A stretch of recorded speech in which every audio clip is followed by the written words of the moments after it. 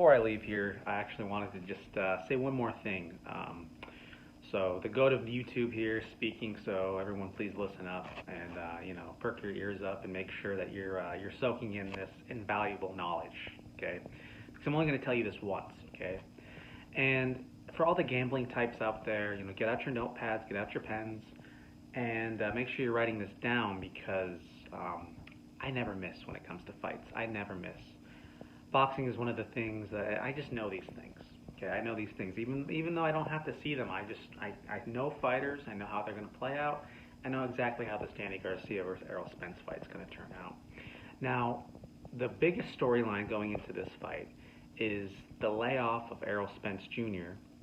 And basically, Fox pay-per-view, they're going to try to sucker you into buying this, what I would say, fool's gold idea that he's going to be gun shy or shot following after that accident. Now, that accident was a very traumatic experience. I can concede that.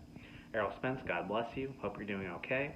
Well, I know you're doing okay because you're training and you're in great shape for this fight. People, it's not like he had like a limb blown off. I mean, he came out of that crash relatively unscathed. I think he was in the hospital for like 2 days and he was out. So it's not like he had like this serious problem he's been rehabbing. I mean, he's fine, man. But Fox Sports has decided to prop Errol Spence up as a pay-per-view star a little bit prematurely. See, that's the problem now. Okay, I was mentioning this in my last video. There's no superstars in boxing. Instead, what they're trying to do, they're trying to force-feed boxing fans as if we're stupid. That like, hey, yeah, this guy's a superstar, right? Without actually having the fighter get to that level naturally. De La Hoya, Cotto, Pacquiao, Mayweather. They got to that level naturally where people were compelled to watch them fight, compelled to actually pay for them, to see them fight too.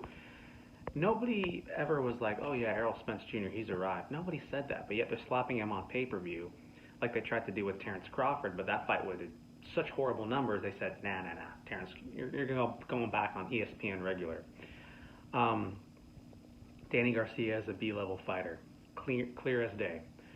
At 140, he was the king, but you have to understand the level of competition is a lot less expansive at the light welterweight division.